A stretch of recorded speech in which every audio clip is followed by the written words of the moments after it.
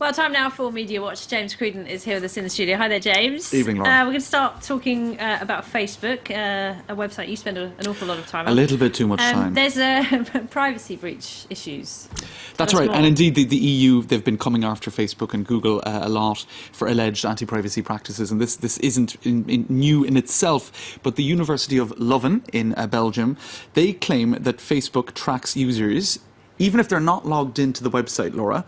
Tracks them as in where they are? Or? Tracks their web browsing to be precise. So if you... even when you're not logged in? You don't have to be logged in. You don't even have to be a Facebook user or have a Facebook account. And I mean, this tweet actually sums it up quite well, and then I'll explain exactly technically how they do it.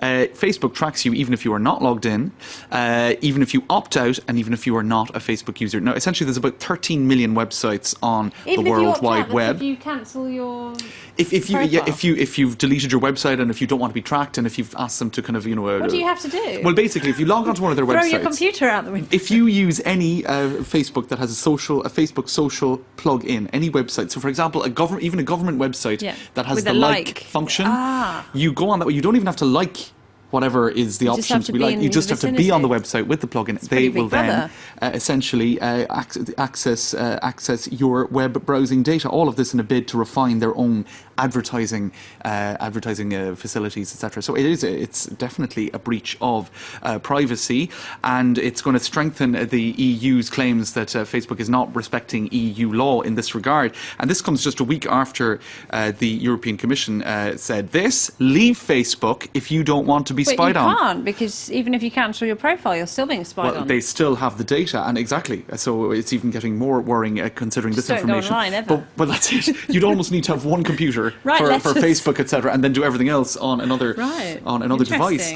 But last week they basically said that the so-called safe harbour framework that the EU has put in place, it cannot ensure privacy of EU citizens' data when sent to the US by American internet firms. So I suppose it's all about, you know, the fact that these companies are American-owned, that the data is being controlled, I suppose, in the US, and that the EU can't really protect its citizens' privacy with its own legislation in this regard. So I think the fact that they're alerting the public to this is quite interesting. Could be pretty bad for Facebook in the long run. Absolutely, because the privacy settings have already put a lot of people off, but this could push it even further. Even when officialdom is kind of backing up those concerns, do you know? All right, now let's go to something more amusing. A French lawmaker was caught doing a bit of plagiarising. Is that right? That's right. Copy and paste. That's right. Now I'll show you the exact document. Now, what she did is she was proposing a law. This in order to recognise the Assyrian genocide. Now, this is all going back to 1915. In any case, the actual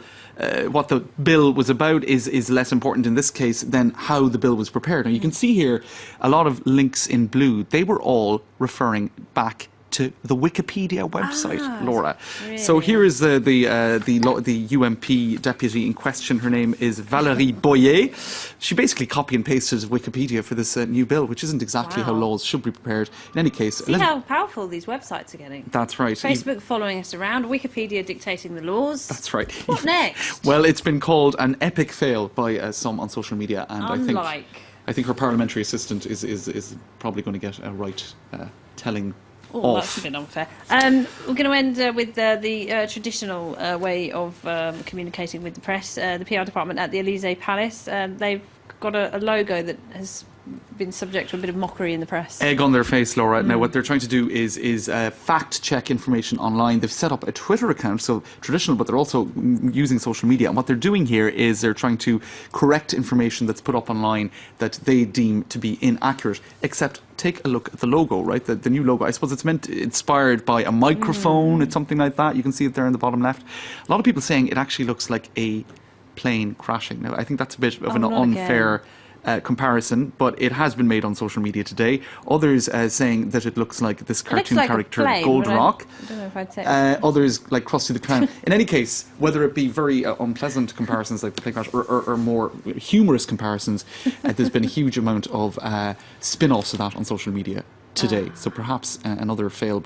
an epic fail there in terms of choosing that logo. Good stuff, James. Thank you very much indeed. Thanks, Laura.